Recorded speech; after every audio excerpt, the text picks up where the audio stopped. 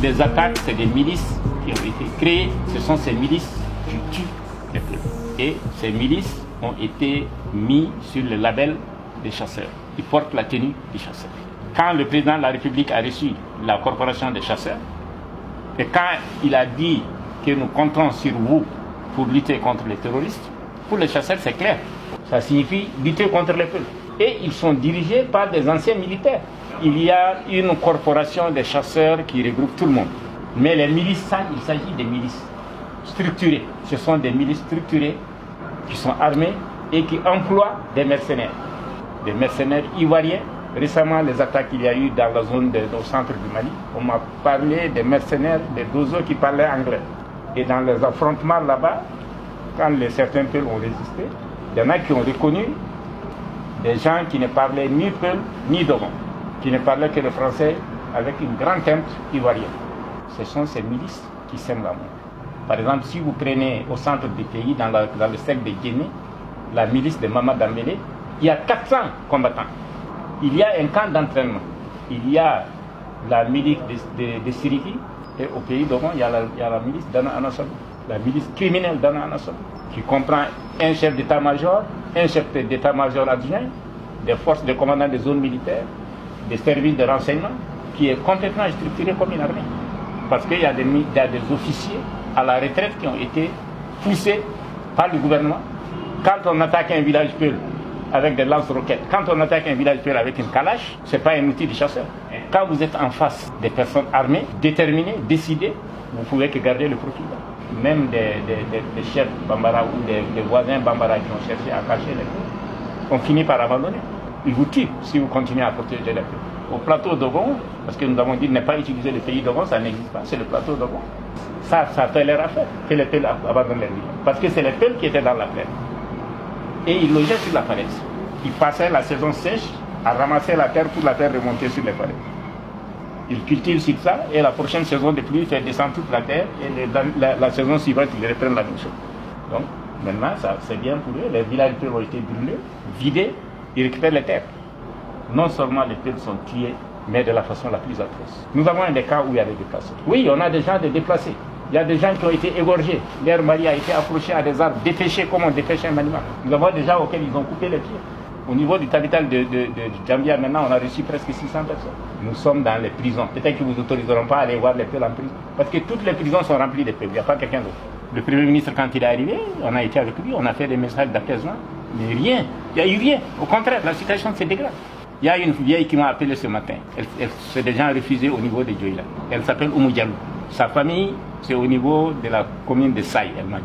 Moi, je ne suis pas de cette région, je ne peux pas très bien localiser les choses. Mais elle m'a dit qu'elle est de Saï, que son village est à côté. Que maintenant, les milices vous disent, bon, vous payez tel montant. Que si vous ne payez pas tel montant, nous allons vous attaquer. Son frère qui est là-bas, les chasseurs sont venus leur dire, bon, vous, votre campement Peul, vous devrez payer 1 750 000. Donc ils se sont réunis, ils ont été voir les chasseurs pour négocier. Pour dire vraiment, vous savez que nous, on n'a pas cet argent. Ils ont dit, bon, nous sommes d'accord, nous allons diminuer 250 000. Mais les 1 500 000, là, ça, c'est le dernier prix et ça, vous allez le payer. Si vous ne le payez pas, on va tous vous tuer. Elle m'a dit que son frère s'est déplacé, qui a été rencontrer le maire pour dire au maire, il y a cette situation. Il a informé le chef de l'île qu'il y a cette situation. Ceci, ils leur ont dit, vraiment, nous, on n'a aucun pouvoir. Allez-y, informez le camp de la gendarmerie. Ils se sont déplacés, ils ont été voir le commandant de brigade de gendarmerie. Le commandant de brigade leur a dit, ah, nous, vraiment, il faut payer. Et un groupement de gendarmerie chargé de protéger des gens qui vous dit de payer à des malfrats. Elle est là, je peux vous donner son contact. Elle est directrice d'école à la retraite. Et ce n'est pas le seul cas. Il y a eu des camps où les peuples étaient ciblés sur une liste assassinée. Quand les gens ont fait la réunion, qu'ils vont attaquer la communauté peul, on m'a téléphoné. J'ai appelé le Premier ministre, j'ai appelé le ministre de la Défense, le ministre de la Sécurité, le gouverneur de région, le commandant des forces de la région, le service de renseignement de la région. Attention, ils vont attaquer tel village peul. Seul le ministre de la Sécurité intérieure a répondu oui. Merci, monsieur le président, message reçu et bien noté. Information sera transmise. Quand le village a été encerclé, j'ai refait le même tour. Attention, le village est encerclé. Ils sont rentrés dans le village. C'est un gros village de presque 10 000 personnes. Ils ont ciblé les familles peul, les ont sortis, ils les ont assassinés. J'ai informé les autorités à 8 h. L'armée est venue entre 17 h et 18 h. Alors que l'armée est à 12 km. Comment vous pouvez comprendre ça? Et quand l'armée est arrivée, ils ont dit ah, et ils n'ont pas, parce que quand l'armée est arrivée, les chasseurs qui étaient là ont replié. Le commandant militaire a dit, ah, nous, on n'a pas l'ordre, on n'a pas reçu l'instruction de passer la nuit ici. J'ai appelé un haut responsable Peul qui était à Sébaré, à Mopti. J'ai dit, attention, il faut aller voir le gouverneur. Si les militaires quittent, les restes des Peul, là, ils vont les tuer. Il ne m'a plus retéléphoné. Et c'est seulement le matin, au réveil, j'ouvre mon téléphone, je trouve des messages. En plus des Peuls qui avaient été tués, 8 autres ont été assassinés après le départ de l'armée. C'était la même chose au plateau de Mont, dans le secteur de Kourou. Quand les Peuls sont venus évacuer leurs parents, il y en a qui ont dit, ah, nous sommes vraiment fatigués, nous sommes des vieillards, on ne peut pas aller. Amenez-nous à la mosquée. Parce que les jeunes dans le village, moi je ne les connais pas, mais il semble qu'ils ont constitué des brigades de défense. Ils ont défendu le village, quand ils ont entendu que l'armée allait arriver, ils ont replié. Ils ont amené une bonne partie des villages. En tout cas, il y avait à peu près 6 ou 7 vieillards qui ont dit, ah, amenez-nous dans la mosquée. Et c'est quand l'armée est arrivée à 17h, à 17h30 que ces gens ont été brûlés dans la mosquée. Aujourd'hui, dans la région, tout le monde a fui. Ceux qui n'ont pas fui, vous ne pouvez pas accéder aux foires. Les campements Peul, nous n'avons pas où acheter les condiments, ni les vivres, ni le sucre. Vous ne pouvez pas accéder aux soins. Les Peuls disent le jour que tu dis Dieu protège-moi, tu ne dis pas Dieu donne-moi. Ceux qui habitent Bamako, maintenant les gens se joignent à nous. Parce que quand on leur a expliqué, les djihad, les terroristes ont tué plus de Peuls que dans toutes les autres ethnies. Tous les chefs Peuls qui n'avaient pas fui ont été tués. Ceux qui sont sur le terrain, si tu défends les Peuls, ils vont te tuer. Et il y a les promesses du gouvernement. Le gouvernement promet de faire les choses, mais chaque fois que le gouvernement a passé, après la situation se détériore. Le gouvernement a amené 100 tonnes de riz, 80 tonnes d'aliments de bétail. Ça n'est jamais arrivé au peuple. C'est la faute à qui? C'est la faute au gouvernement. Le gouvernement a les militaires, le gouvernement a les gendarmes, le gouvernement a des cargos pour embarquer ça et amener. Ils nous ont fait faire la réception, ils nous ont filmé, mais c'était tout. Maintenant, non seulement ils tirent sur les hommes, mais ils tirent sur les animaux.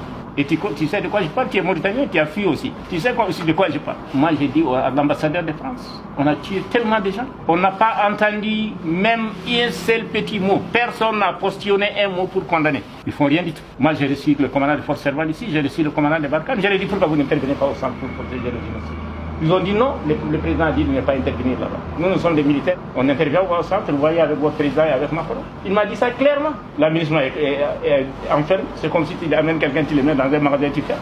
L'administration ne fait rien, absolument rien. Aujourd'hui, pour être président de Felton Poulog, il faut avoir la tête sur les épaules. Chaque matin, on te réveille, on a égorgé une vieille, on a éventré une femme, on a brûlé telle maison. Tous les matins. Si on ne nous défend pas, on va tous mourir. Comment est-ce qu'on peut faire face à une femme avec son bébé et l'assassiner, même si on n'est pas croyant? Quand tu vois ces femmes enceintes, incinérées, qui sont devenues des morceaux de charbon, avec des doigts comme ça, quand vous pouvez faire quelque chose, vous devez faire quelque chose, et vous ne le faites pas, qui est responsable? Le gouvernement doit nous protéger tous. Le gouvernement peut nous protéger tous. J'ai dit au président de la République, je l'ai dit quand il y a eu l'attaque au nord, le président Amadou Toumani Touré, il était à Djema, il a fait un appel, attention, pas d'amalgame. Tous les Touaregs ne sont pas des rebelles. J'ai dit au président, dites simplement que tous les Peuls ne sont pas des djihadistes. Dites clairement que les gens comprennent que vous ne sous-traitez pas notre sécurité avec des dozos, que vous n'avez rien à voir avec les dozos, des chasseurs. Il ne l'a pas dit. Il a été se promener à Koulogo, il est revenu, il n'a condamné personne. Nous, on n'a pas entendu de condamnation. Il aurait pu même mentir comme les autres en disant que les coupables seront recherchés, poursuivis et en prison. Il m'appelle à 19h pour me dire d'être à l'avion de 6h. Moi, j'ai dit que je ne suis pas un sac. Moi, je ne suis pas un sac contre l'emploi. Et ils ne me font pas faire. Les Peuls, nous aimons notre pays. Nous voulons la paix. S'il y a quelqu'un qui aime le jour de la résurrection, c'est l'orphelin, parce qu'il va retrouver sa mère au moins. Nous voulons pouvoir conduire nos ennemis. Nous voulons rester à côté de nos belles femmes. On fera tout pour que le pays ne soit pas détruit.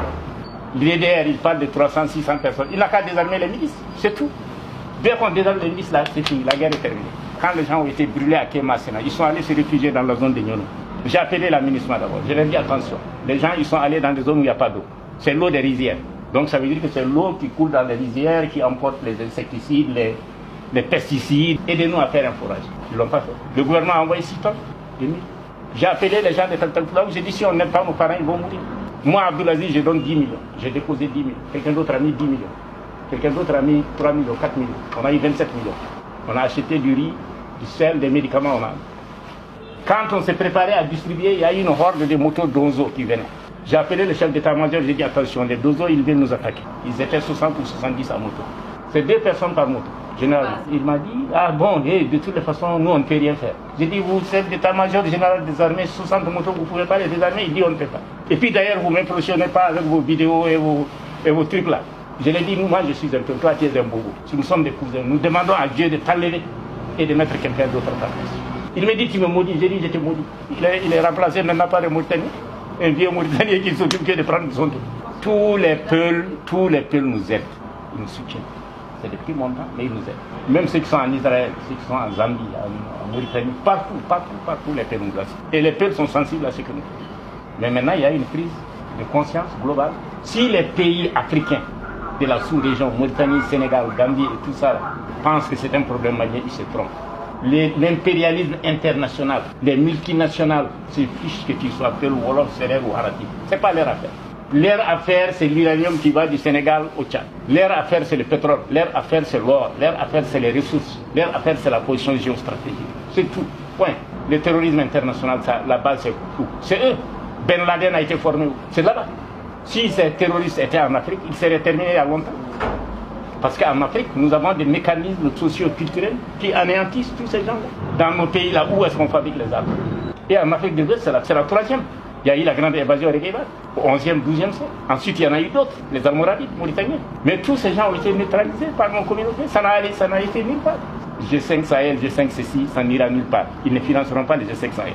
Avec des arguments fallacieux. Qu'aujourd'hui, si vous donnez les armes aux G5 Sahel, les terroristes vont les récupérer parce qu'ils vont fuir et les laisser. Il y a eu la bombe qui a explosé dans un journal français. Toutes nos condoléances pour les familles. Mais toute la planète entière s'est retrouvée là-bas. Que tout le monde était chargé. On a tué 2000 peuples. Tu as entendu une condamnation, toi qui as des grandes oreilles là? On a mis en place un modus vivendi qui date de plusieurs millénaires. On a créé des liens de cousinage. Et toi, en tant que peuple, en Afrique, tu as 25 ethnies au moins avec lesquelles tu as des liens de cousinage. Si tu prends le Sénégal, les Sérères et consorts sont nos cousins. Si tu viens au Mali, les Forgerons, les Bobos et consorts sont nos cousins. Si tu vas en Côte d'Ivoire, les Djagobas, ce sont nos frères. Si tu vas au Tchad, Niger, les Adjaras, ce sont nos cousins. Même avec les Bambara, nous avons créé des liens de cousinage. Ça permettrait de régler les conflits. Si tu dis à un Bambara, est-ce que tu as rencontré quelqu'un? Il va dire à un Bambara, je n'ai rencontré ni Mouromabel, je n'ai rencontré personne, je n'ai rencontré qu'un peu. Et quand tu demandes à un peu, est-ce que tu as rencontré? Ah oui, j'ai rencontré les Bambara avec. Il a toujours des gros bagages dans lesquels il n'y a que des chiffons. Donc, on a créé ce modus et des activités complémentaires. Il n'y avait pas d'animosité.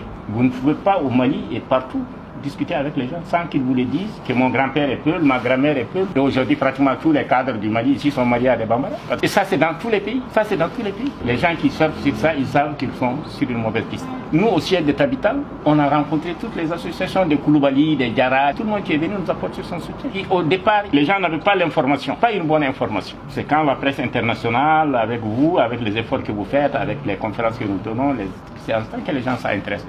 Sinon, les gens, avant, ça ne les disait rien du tout. Mais il y a des Amadou Koufa est un chef, mais il y a des Konaté qui sont chefs, il y a des Keïta qui sont chefs djihadistes.